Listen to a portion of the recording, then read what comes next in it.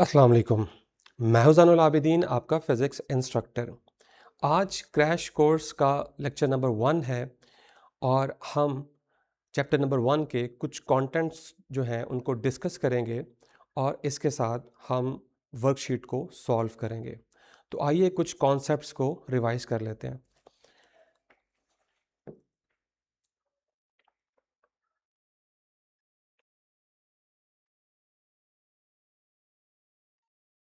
Okay. हमने specific heat capacity का concept study किया हुआ है। Specific heat capacity. अब हम इसको देखेंगे कि ये स्पेसिफिक हीट कैपेसिटी जो है वो क्या होती है। हमें इस बारे में पता है कि किसी भी ऑब्जेक्ट का अगर हम टेम्परेचर 1 केल्विन तक या 1 डिग्री सेल्सियस तक इंक्रीज़ करना चाहते हैं तो हमें उसे हीट प्रोवाइड करनी पड़ती है। और वो जो अमाउंट ऑफ हीट है जो हमें रिक्वायर्ड होती है किसी भी ऑब्जेक्ट का टेम्परेचर 1 केल्विन तक इंक्रीज़ करने के लिए, उसे हम क्या कहते हैं, स्पेसिफिक हीट कैपेसिटी। तो हम इसे डिफ़ाइन कर सकते हैं amount of heat required to raise temperature of a substance through 1 kelvin और 1 डिग्री सेल्सियस। इसका मतलब है कि अगर हमारे पास कोई भी सब्सटेंस है और उसका जो है वो 1 किलोग्राम मास हमारे पास गिवन है और हम उसका जो टेम्परेचर है वो 1 डिग्री सेल्सियस या 1 केल्विन तक इंक्रीज़ करना चाहते हैं, तो उस अमाउंट ऑफ हीट को हम क्या कहते हैं, स्पेसिफिक हीट कैपेसिटी। तो यहाँ पे आप एक चीज़ का एडिशन कर सकते हैं, amount of heat required to raise temperature of a 1 kilogram of a substance, मतलब कि जो हमारे पास सब्सटेंस है उसका 1 किलोग्राम होना ज़रूरी है। इसलिए हम इसके लिए जो वर्ड यूज़ करते हैं that is specific heat capacity. यानी कि ये जो हीट कैपेसिटी है सिर्फ़ और सिर्फ 1 किलोग्राम मास के लिए ही है। इसी तरह से आप जो है वो हीट कैपेसिटी को भी डिफ़ाइन कर सकते हैं कि हीट कैपेसिटी क्या होती है। अब इसमें जो है वो 1 किलोग्राम की रिस्ट्रिक्शन नहीं है, मतलब हम इसे डिफाइन कर सकते हैं amount of substance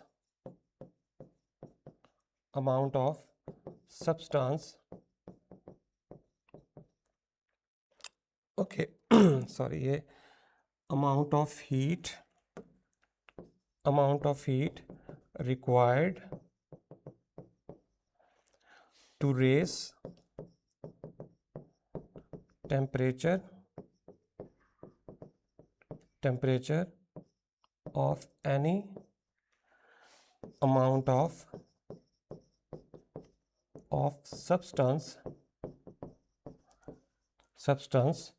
through 1 kelvin और 1 डिग्री सेल्सियस।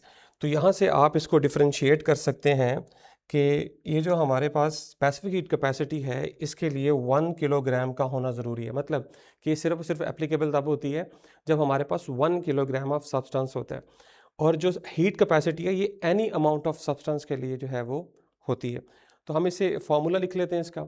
हमें पता है कि amount of heat that is required is equals to m mass of substance, c specific heat capacity and delta T is change in temperature।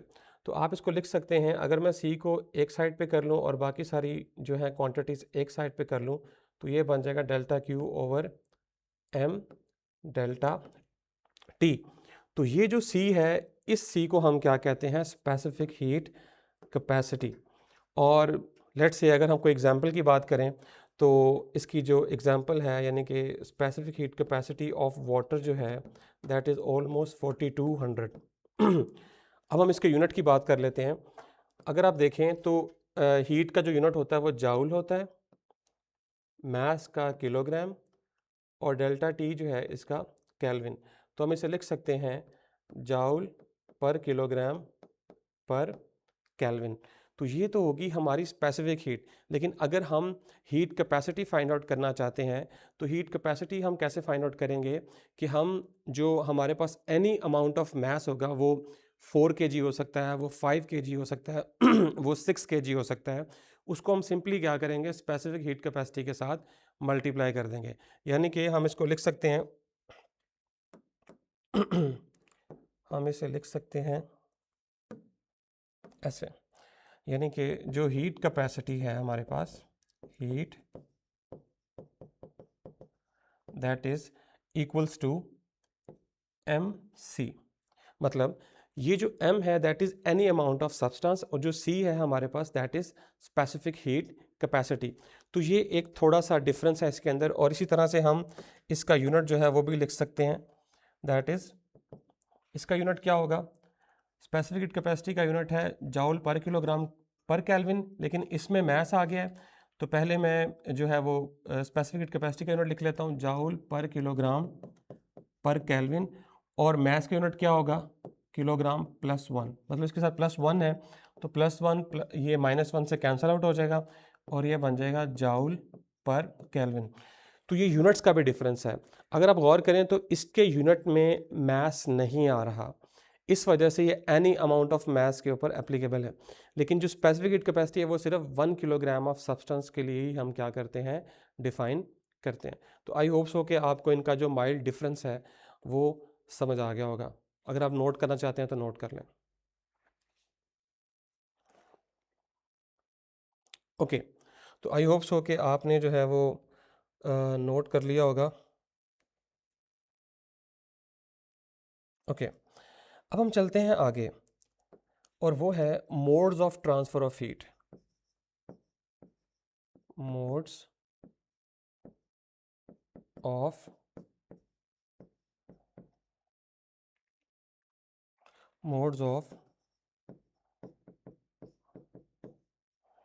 Transfer of heat. जी, heat के transfer के कितने mechanism होते हैं? हमने ऑलमोस्ट जो हैं वो 3 मैकेनिज़्म जो हैं वो स्टडी किए हुए हैं। Number one is conduction. Conduction का मैकेनिज़्म हमने स्टडी किया हुआ है। इसी तरह हमने कन्विक्शन का मैकेनिज़्म जो है वो स्टडी किया हुआ है। इसी तरह से हमने रेडिएशन का मैकेनिज़्म जो है वो क्या किया हुआ है स्टडी किया हुआ है। तो अगर हम ये देखें कि हीट को हम किस तरह से ट्रांसफ़र कर सकते हैं तो हमारे पास 3 तरीके हैं। Number 1 conduction, number 2 conviction, number 3 radiation. तो अब हम इन्हें 1 बाय 1 जो है वो एक्सप्लेन कर लेते हैं। ओके, सो जहाँ तक कंडक्शन की बात है, कंडक्शन में जो हीट ट्रांसफ़र होती है that is due to vibration of molecules. Vibration of molecules, molecules भी कह सकते हैं आप, एटम्स भी कह सकते हैं, एटम्स ऑफ ए सब्सटेंस। ठीक है, लेकिन इसमें क्योंकि जो बेसिकली कंडक्शन होती है सॉलिड्स के अंदर, तो सॉलिड में जो एटम्स होते हैं वो फिक्स होते हैं। तो जो एटम्स फिक्स होते हैं वो एटम्स वाइब्रेशन के थ्रू क्या करते हैं हीट को ट्रांसफ़र करते हैं, लेकिन वो अपनी ओरिजिनल पोजीशन जो है उसको नहीं छोड़ते। तो कंडक्शन के प्रोसेस में जो हीट ट्रांसफ़र हो रही है वो ना सिर्फ वाइब्रेशन की वजह से हो रही है, बल्कि एक और मैकेनिज़्म भी है, एंड ड्यू टू इलेक्ट्रॉन्स। तो हमें पता है मोस्टली जो सॉलिड्स होते हैं जैसे मेटल्स हैं उसमें जो इलेक्ट्रॉन्स होते हैं वो फ्रीली मूव कर सकते हैं, वो कंडक्शन बैंड के अंदर होते हैं, तो वो भी जो है वो रोल प्ले करते हैं हीट ट्रांसफ़र के लिए। ओके, इसी तरह कन्विक्शन जो है इसमें due to bulk movement of molecules.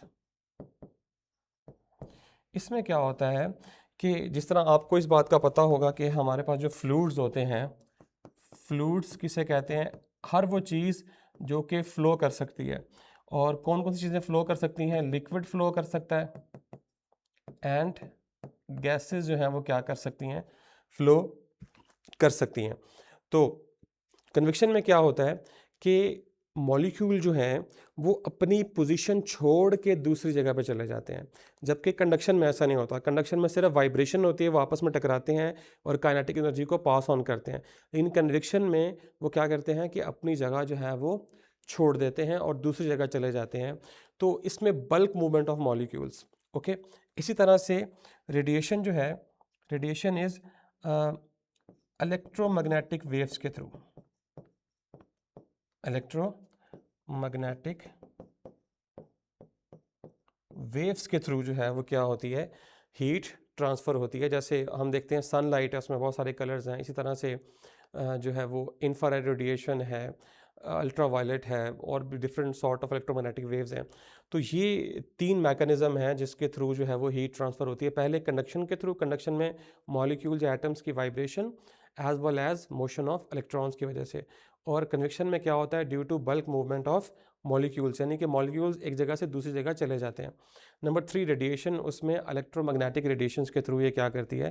Transfer करती है। अब यहाँ पे जो बात नोट करने वाली है वो ये है कि इलेक्ट्रोमैग्नेटिक रेडिएशन जो है या इलेक्ट्रोमैग्नेटिक वेव जो हैं, ये डज नॉट रिक्वायर मीडियम, इनको मीडियम की ज़रूरत नहीं होती प्रोपगेट करने के लिए या एक जगह से दूसरी जगह मूव करने के लिए। तो ये हमारा थोड़ा सा जो था वो रिवीजन थी कुछ कंटेंट्स की, जिनकी बेस पे हमने जो है वो वर्कशीट जो है उसको सॉल्व करना है। ओके, तो आई होप सो ये चीज़ें आपको क्लियर हो गई होंगी। तो इसकी एग्जांपल्स भी हो सकती हैं, जैसे कंडक्शन जो है, आप एक सिंपली आप कुकिंग पैन जो है या फ्राई पैन है उसको आपने रखा हुआ है और उसमें आपने जो है वो एक स्पून रख दिया है, तो आप देखते हैं कि आहिस्ता आहिस्ता जो है वो स्पून का जो हैंडल होता है वो भी गर्म हो जाता है, हालांकि वो पैन के अंदर डायरेक्टली जो है वो नहीं होता, वो थोड़ा सा बाहर होता है। तो कंडक्शन के थ्रू क्या होता है कि उसमें जो मॉलिक्यूल्स हैं एक दूसरे का टकरा के काइनेटिक एनर्जी की वजह से वो हॉट हो जाता है।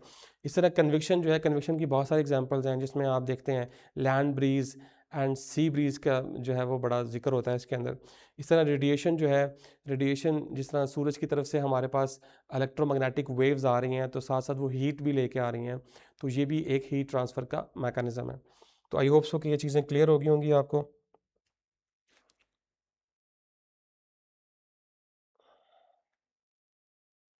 ओके, तो अब हम चलते हैं अपनी वर्कशीट की तरफ।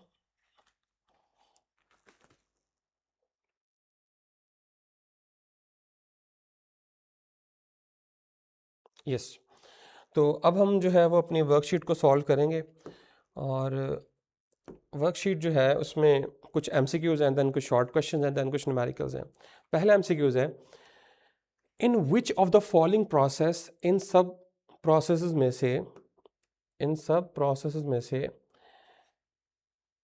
Is a medium absolutely not required for the heat transfer. जी, आपके सामने ये सारे प्रोसेस लिखे हुए हैं, इनमें से कौन सा ऐसा प्रोसेस है जिसके लिए मीडियम की रिक्वायरमेंट नहीं होती? क्या कंडक्शन के लिए हमें मीडियम की ज़रूरत है? ऑब्वियसली कंडक्शन जो है वो होती मीडियम के थ्रू है, मीडियम के पार्टिकल्स के थ्रू है। कन्विक्शन के लिए भी हमें मीडियम की ज़रूरत होती है, जो कि मीडियम एक जगह से दूसरी जगह फ्लो करता है। लेकिन रेडिएशन जो है, रेडिएशन के लिए हमें किसी भी मीडियम की ज़रूरत नहीं होती। उसकी रीज़न क्या है कि रेडिएशन जो है बच्चों, that is electromagnetic waves, electromagnetic waves. जी, इलेक्ट्रोमैग्नेटिक वेव्स जो होती हैं उनको मीडियम की ज़रूरत नहीं होती। तो इसका सही ऑप्शन जो है वो सी है। ओके, ओके, हम नेक्स्ट एमसीक्यूज की तरफ मूव करते हैं।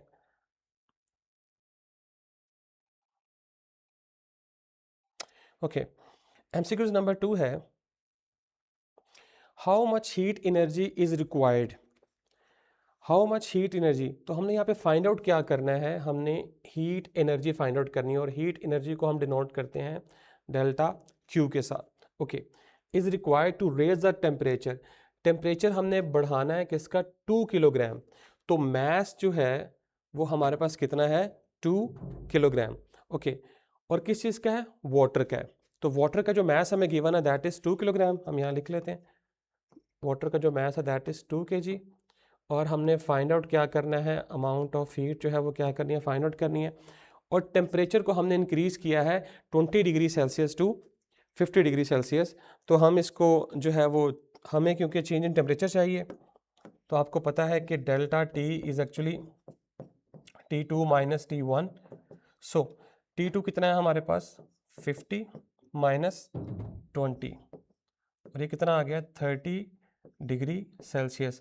और हमें इस बात का पता है कि जो चेंज इन टेम्परेचर है वो इक्वल होता है for degree Celsius and for kelvin, क्योंकि इसकी जो नंबर ऑफ डिवीजन्स होती हैं वो दोनों की सेम होती हैं, 100 डिवीजन्स होती हैं। इस वजह से जो चेंज इन टेम्परेचर है, जब आप चेंज इन टेम्परेचर कैलकुलेट कर लें तो आप उसके साथ डिग्री सेल्सियस भी लिख सकते हैं और आप उसके साथ केल्विन भी लिख सकते हैं, आपको कन्वर्ट करने की ज़रूरत नहीं है। अच्छा, तो हमें जो है वो स्पेसिफिक हीट कैपेसिटी जो है वो गिवन है दैट इज़ C, एंड 4200 जो है इसकी वैल्यू है जाउल पर किलोग्राम पर केल्विन कह लें या पर डिग्री सेल्सियस कह लें, दोनों इक्विवेलेंट है when it comes to the change of temperature. Okay, तो अब हम फॉर्मूला जो है वो अप्लाई कर लेते हैं। हमें पता है कि delta Q is equals to MC delta T। So M कितना है हमारे पास, 2 किलोग्राम। यहाँ देखें ज़रा, M कितना है हमारे पास, 2 किलोग्राम। 2 पुट कर दें। C की वैल्यू क्या है, 4200। डेल्टा T कितना है हमारे पास, 30। तो इसे हम अब जो है वो क्या करेंगे, सॉल्व करेंगे। तो अगर आप इसे सॉल्व करेंगे तो हमारे पास जो करेक्ट आंसर आएगा वो C आएगा। ये हमारे पास करेक्ट ऑप्शन होगा। और 252 चलो, तो ये हमारा आंसर आ गया। तो इस तरह से जो है वो आप इस MCQs को सॉल्व कर सकते हैं। इसका सही ऑप्शन जो है वो C है। ओके, आई होप सो कि आपने इसे जो है वो नोट डाउन कर लिया होगा।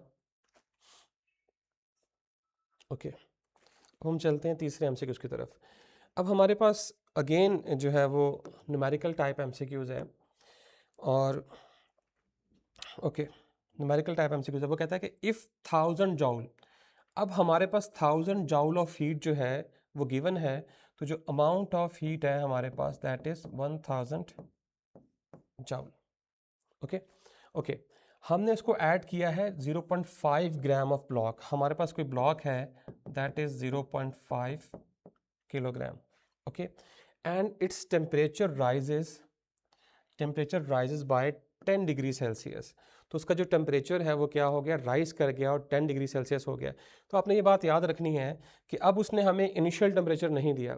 अगर उसने हमें इनिशियल टेम्परेचर नहीं दिया तो इसका मतलब है कि जो शुरू वाला टेम्परेचर था T1 that must be equals to 0 degree Celsius. तो अब आप यहाँ पे डेल्टा T कैलकुलेट कर सकते हैं। तो T1 और ये जो था हमारे पास ये क्या होगा, T2। तो T2 माइनस T1, T2 कितना है हमारे पास, 10 degree Celsius and minus 0 and 10। तो आप इसे डिग्री सेल्सियस भी लिख सकते हैं और आप इसे केल्विन भी लिख सकते हैं। What is the specific heat capacity of the block. अब इस क्वेश्चन में आपने स्पेसिफिक हीट कैपेसिटी जो है वो क्या करनी है, फाइंड आउट करनी है। तो हम इसको देख लेते हैं। हमारे पास फॉर्मूला है delta Q is equal to MC delta T, और हमें पता है C बराबर है delta Q over M delta T। Delta Q क्या है, डेल्टा Q हमारे पास है 1000 जॉउल। तो 1000 डिवाइडेड बाय M कितना है हमारे पास, 0.5 किलोग्राम। तो 0.5 और डेल्टा T कितना है हमारे पास, 10। तो अगर हम इसकी वैल्यू पुट करेंगे तो आंसर जो है वो हमारे पास ऑलमोस्ट 200 आना चाहिए।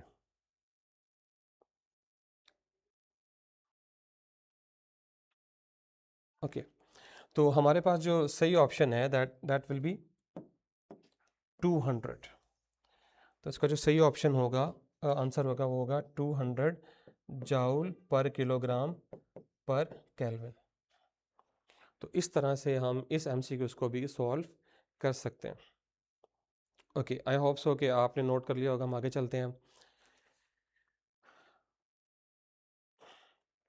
ओके, तो अब ये थोड़ा सा कंसेप्चुअल एमसीक्यूज है, लेकिन आपने इसमें परेशान बिल्कुल भी नहीं होना। ओके, यहाँ देखें ज़रा, 2 कॉपर ब्लॉक्स, हमारे पास 2 कॉपर ब्लॉक्स हैं, जिसका एक का मैस जो है वो 1 किलोग्राम है, जिसे मैं कह लेता हूँ mass of A is 1 kg। Okay, और दूसरा ब्लॉक है उसका 2 किलोग्राम है, so mass of B equals to 2 kilogram are heated with the same amount of energy. इसका मतलब है कि डेल्टा, इसका मतलब है delta Q A equals to delta Q B, यानी दोनों को हमने सेम अमाउंट ऑफ एनर्जी जो है वो दी है। वो कहता है कि अगर हम एक जो ए का टेम्परेचर है उसको 4 डिग्री सेल्सियस तक राइज करते हैं, तो जो उसका टेम्परेचर है वो आपने 4 डिग्री सेल्सियस तक राइज किया, मतलब उसका इनिशियल टेम्परेचर क्या था, T2 माइनस T1, ये है ए। तो इनिशियल टेम्परेचर उसका था 0 और रेस कितना किया आपने 4, तो क्या आ गया 4 डिग्री सेल्सियस। तो पहली सब्सटेंस का जो टेम्परेचर आ गया हमारे पास 4 डिग्री सेल्सियस। तो आपने बताना है how much will blocks be temperature rise, तो आपने डेल्टा टी बी जो है वो क्या करना है, फाइंड आउट करना है। ओके, क्वेश्चन की समझ आ गई आपको? ओके, तो हमें पता है delta Q is equal to M C delta T. अब देखें कि मटेरियल हमारे पास सेम है, इसका मतलब है दोनों की स्पेसिफिक हीट कैपेसिटी जो है वो सेम होगी, और दोनों को हमने सेम अमाउंट ऑफ एनर्जी दी है, तो इसका मतलब है दोनों की एनर्जी भी सेम रहेगी, तो ये दोनों चीज़ें कांस्टेंट रहेंगी। तो हम इसको लिख सकते हैं इस तरह से, constant equals M delta T. Okay, तो आप यहाँ से देख सकते हैं कि डेल्टा टी जो है that has a inverse relation with mass. Fine, तो हम इस फॉर्मूले को लेके यूज़ करेंगे। तो ये दोनों फार्मूले हम लिख लेते हैं दोनों के लिए। तो डेल्टा टी ए के लिए क्या बनेगा, delta T A over M A and delta T B equals to proportional to M B. तो अब हम इसकी रेशो ले लेते हैं, तो delta T A over delta T B equals, अब ये देखें इन्वर्स रिलेशन है, तो ये एम ए जो है वो नीचे आएगा और एम बी जो है वो ऊपर चला जाएगा, क्योंकि दोनों का आपस में इन्वर्स रिलेशन है। तो हमने फाइंड क्या करना है, हमने delta T B find out करना है, ये चीज़ फाइंड आउट करनी है हमने। तो ये देखिए डेल्टा टी बी को मैं एक तरफ ले गया हूँ और मैस को मैं नीचे ले आता हूँ, तो ये बन जाएगा डेल्टा टी ए और ये एम में उधर जाके मल्टीप्लाई हो जाएगा और ये एम भी नीचे आ जाएगा। तो डेल्टा टी ए की वैल्यू क्या है हमारे पास, 4 डिग्री सेल्सियस, तो ये हो जाएगा 4 degree Celsius multiply by M A की वैल्यू क्या है हमारे पास 1 किलोग्राम, 1 किलोग्राम, और एम बी की वैल्यू क्या थी हमारे पास 2 किलोग्राम, 2। तो जब आप इसे सॉल्व करेंगे तो ये 2 2 ज़ा 4, तो डेल्टा टी बी जो है इसकी वैल्यू आ जाएगी आपके पास 2 डिग्री सेल्सियस, या फिर आप इसे केल्विन भी कह सकते हैं। ओके, तो इसका सही आंसर जो है वो क्या होगा 2 डिग्री सेल्सियस। तो इस तरह से जो है वो आप इस एमसीक्यूज़ को क्या कर सकते हैं, सॉल्व कर सकते हैं। ओके, यहाँ पे अगर आपको कन्फ्यूजन होगी तो आप ये याद रखें कि हमने सिर्फ और सिर्फ यहाँ पे क्रॉस मल्टीप्लाई किया है, ऐसे हम डेल्टा टी बी को एक साइड पे ले गए, बाकी सारी क्वांटिटीज़ को एक साइड पे ले गए, और फिर मैंने इसको रीअरेंज करके लिख लिया। ठीक है, okay.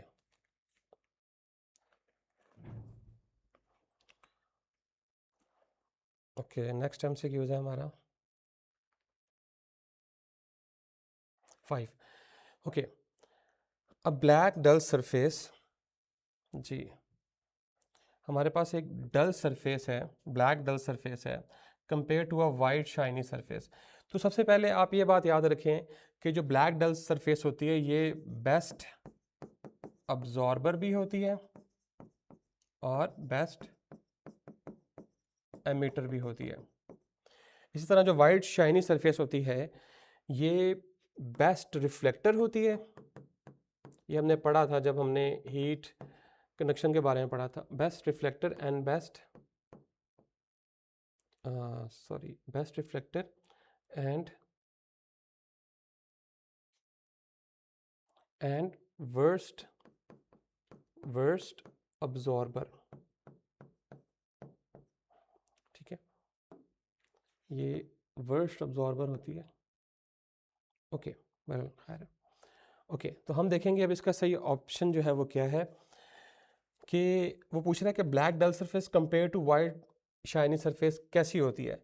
Better absorber and better emitter of radiation, क्या ये better absorber of and better emitter of radiation होती है, या better absorber but poor emitter होती है, या better absorber but poor emitter and poor absorber and poor emitter of radiation. तो अगर आप और करें तो ये वाला ऑप्शन जो है ये हमारे क्राइटेरिया को मीट कर रहा है फॉर डल ब्लैक सरफेस, क्योंकि वो बेटर अब्जॉर्बर भी होती है black surface as compare to white shiny surface and better emitter भी होती है। तो इसका सही ऑप्शन जो है वो ए होगा। ओके ओके, कन्विक्शन करंट्स, जी कन्विक्शन करंट्स के बारे में अगर हम बात करें तो कन्विक्शन करंट्स जो हैं वो क्या होते हैं।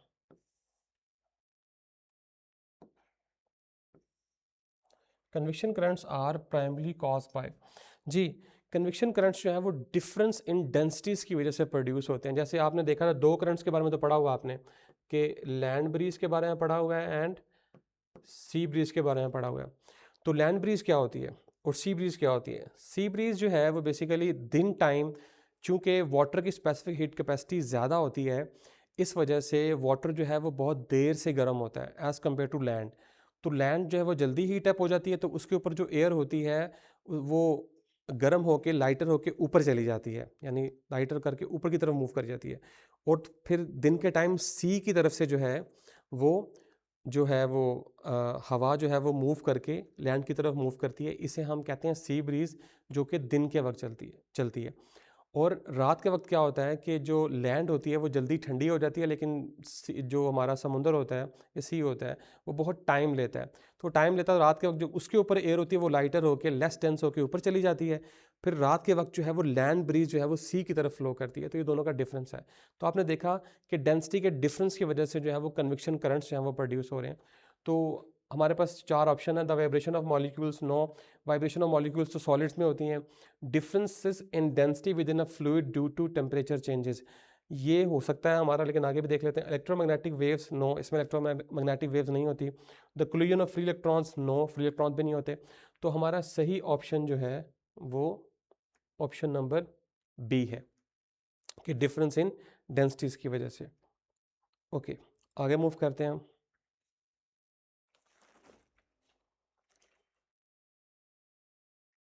Okay, why do metal, why do,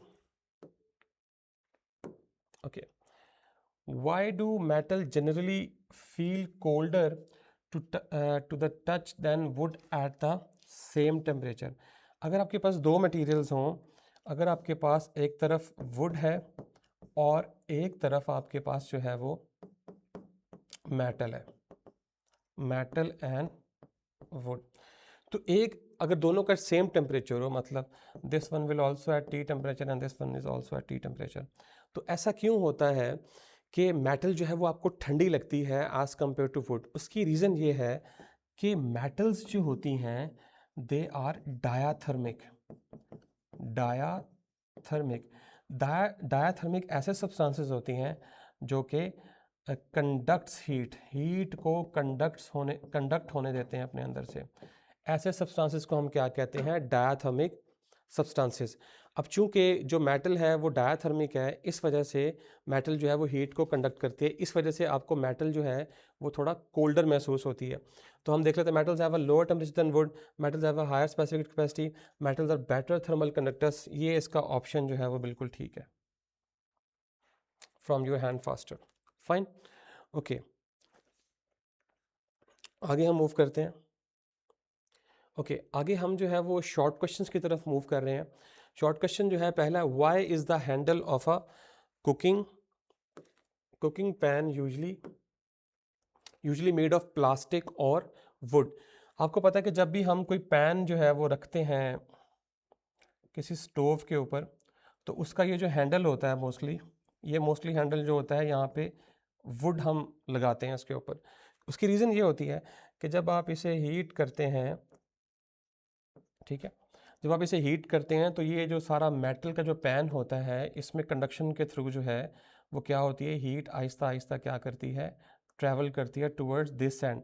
अब चूंकि यहाँ पे अगर हम मेटल का जो है वो हैंडल यूज़ करेंगे तो उससे क्या होगा कि हमारा हाथ जल जाएगा। इस वजह से हम यहाँ पे वुड का इस्तेमाल करते हैं ताकि जो हमारा हाथ है वो सेफ रहे। ओके, क्योंकि जो वुड है वो इतनी अच्छी कंडक्टर ऑफ हीट नहीं होती। ओके, नेक्स्ट मूव करते हैं हम। Question number 2, explain why land breeze occur at night in coastal areas. जैसे मैंने आपको अभी एक्सप्लेन किया था, जैसे मैंने आपको अभी एक्सप्लेन किया था कि लैंड ब्रीज जो है वो रात को क्यों होती है, क्योंकि ये जो अगर लैंड है आपके पास तो लैंड की जो स्पेसिफिक हीट कैपेसिटी होती है दैट इज़ 810 जाउल पर किलोग्राम पर केल्विन। इसी तरह आपके पास जो सी होता है, सी की जो स्पेसिफिक हीट कैपेसिटी है दैट इज़ 4200 जाउल पर किलोग्राम पर केल्विन। अब होता ये है कि रात के वक्त समुंदर के ऊपर जो हवा होती है वो लाइटर होके ऊपर चली जाती है। ओके, अब ये चूंकि इसकी ये जल्दी ठंडा नहीं होता और लैंड जो है वो जल्दी ठंडी हो जाती है, जिसकी वजह से इस खला को पुर करने के लिए यहाँ से जो है वो विंड जो है वो क्या करती है, फ्लो करती है, और इस वजह से ये सारे का सारा प्रोसेस जो है वो रात में होता है। ओके, आगे मूव करते हैं हम। Where the cooling fins at the back of the refrigerator usually painted black। इसकी रीज़न बड़ी सिंपल सी है कि ये जो फिन्स होते हैं रेफ्रिजरेटर के बैक साइड पे, अगर आप एक ग्रिल देखें तो वो ब्लैक कलर की क्यों होती है। उसकी रीज़न ये है कि ब्लैक कलर जो है, जब हम ब्लैक कलर की बात करते हैं, ब्लैक कलर जो है वो बेस्ट अब्जॉर्बर भी होता है और बेस्ट एमिटर भी होता है। इस वजह से जो है वो हम उसको ब्लैक करते हैं। ओके, नेक्स्ट मूव करते हैं। How can you differentiate specific heat capacity from heat capacity. ये शुरू में मैंने काफ़ी डिटेल से आपको बता दिया है कि स्पेसिफिक हीट कैपेसिटी जो है वो फॉर 1 किलोग्राम ऑफ मास के लिए होती है, जबकि हीट कैपेसिटी जो है वो for any amount of mass के बारे में होती है, और उसके डिफरेंसेस जो हैं वो मैंने दोनों को डिफ्रेंशिएट कर दिया था। ओके, तो आप यहाँ पे लिख सकते हैं। Okay, convection occur in solid materials. Can convection occur in solid materials, why और वाई नॉट। जी, सॉलिड मटेरियल जो हैं उनमें कन्वेक्शन जो है वो एग्जिस्ट नहीं करते। उसकी रीज़न ये है कि टाइटली पैक्ड एटम्स होते हैं, tightly packed atoms of solids, atoms of solids, जिसकी वजह से वो अपनी जगह छोड़ ही नहीं सकते। अगर वो छोड़ेंगे नहीं तो वो कन्वेक्शन करंट जो है वो कैसे बनाएंगे। ओके, तो ये इसकी एक रीज़न बन जाती है। ओके, नेक्स्ट मूव करते हैं हम। हाँ, why does a vacuum flask have a silver inner lining. अब जो वैक्यूम फ्लास्क होती है, वैक्यूम फ्लास्क जो है वो हम यूज़ करते हैं किसी भी चीज़ का टेम्परेचर जो है वो कांस्टेंट रखने के लिए। अब उसकी जो इनर सरफेस होती है इसको हम सिल्वर कर देते हैं या ग्लास या मिरर इस्तेमाल कर लेते हैं इसके अंदर, ताकि जो हीट है, जो 3 मैकेनिज़्म आपने पढ़ रखे हैं, कंडक्शन, कन्विक्शन और रेडिएशन के थ्रू जो है वो निकलती है, उसको मिनिमाइज़ किया जा सके। लेकिन जो फ्लास्क यूज़ करते हैं वो स्पेसिफिकली हम यूज़ करते हैं ताकि जो रेडिएशन इसके अंदर जो मिरर यूज़ करते हैं उसकी रीज़न होती है रेडिएशन, ताकि रेडिएशन जो है वो रिफ्लेक्ट बैक होती रहे और रेडिएशन वहाँ से एस्केप ना करे, क्योंकि जो शाइनी सरफेसेस होती हैं वो गुड रिफ्लेक्टर ऑफ हीट होती हैं। फाइन, तो ये रेडिएशन की वजह से होता है। ओके, अब हम मूव करते हैं लॉन्ग क्वेश्चन की तरफ।